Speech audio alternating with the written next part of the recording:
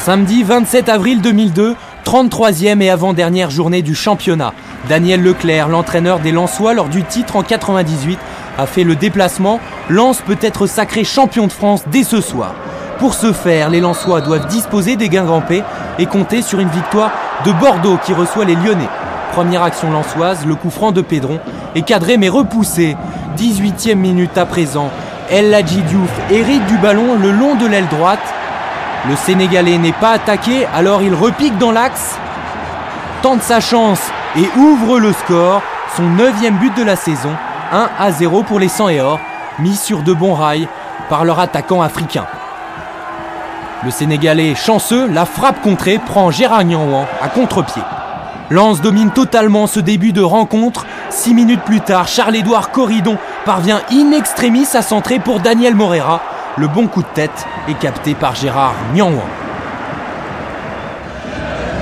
On est toujours dans la première demi-heure de jeu. Daniel Morera temporise avant de changer d'aile. Remise instantanée de Corridon pour la reprise d'Antoine Sibierski.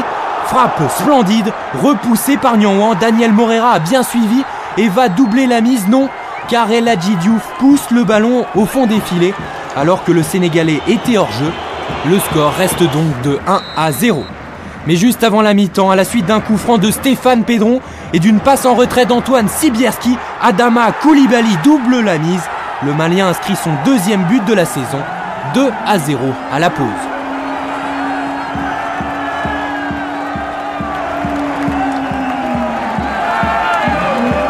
On va être présent pendant tout le match pour éviter un incident et on essaiera de se mettre encore à l'abri et on verra dans le dernier quart d'heure s'il sera temps de reculer. À Bordeaux, le score est toujours de 0-0. Les Lensois comptent alors 3 points d'avance sur Lyon. Mais les Lyonnais ayant une meilleure différence de but, 3 longueurs d'avance ne suffisent pas aux 100 et or pour être sacré champion de France avant l'ultime journée. El Hadji Diouf, lui, ne se pose pas ce genre de questions.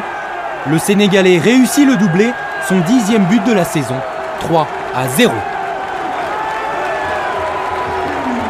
Le 2e buteur lensois montre la voie au meilleur réalisateur nordiste, Daniel Morera, qui s'en va tromper Nianouan.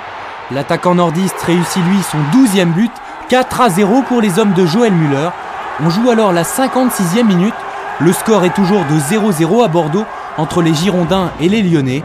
Les 41 000 spectateurs de Bollaert commencent à se mettre à croire au sacre dès ce soir. Mais à la 69e minute, tout bascule. La réduction du score de Drogba ne changera rien au succès lensois.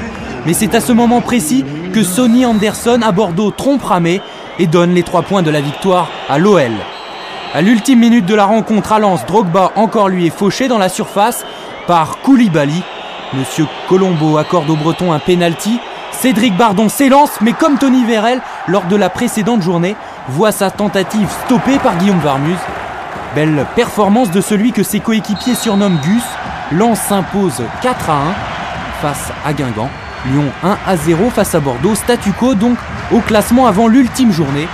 Lens n'a qu'un point d'avance sur son dauphin rhodanien avant d'aller à Gerland.